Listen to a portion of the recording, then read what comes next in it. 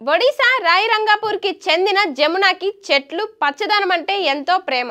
పెళ్లి అయ్యాక జార్ఖండ్లోని మతుకంలో అత్తవారింటికి మారింది. అక్కడ చుట్టూ అడవి, పచ్చని చెట్లు. కానీ ఆ అడవిలో సగానికి పైగా చెట్లు నరికి కనిపించడంతో జమున చూడలేకపోయింది.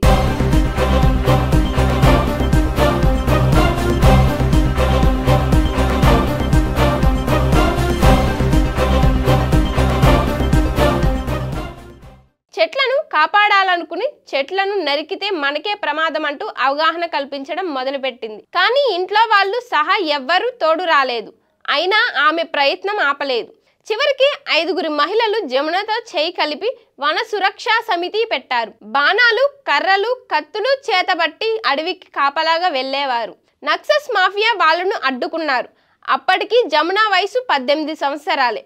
ఆమెను చంపేస్తామని బెదిరించారు. అయినా వెనక్కి తగ్గలేదు. ఆ పోరాట ఫలితం వల్ల ఊరి అడవి బతికింది. ఆపై తన పోరాటాన్ని పక్క ఊళ్ళకి కూడా విస్తరించింది. ఇప్పుడు ఆ మహిళా సైన్యం 10,000 మందికి చేరింది. ఎన్నో మొక్కల్ని నాటించిన జమున 50 హెక్టార్ల అడవిని కాపాడింది. ఆమె ధైర్యానికి పద్మశ్రీ సహా దేశ విదేశీ అవార్డులు వర్తించాయి. లేడీ టార్జన్ ఆఫ్ ఇండియాగా ఆమెను పిలుస్తారు.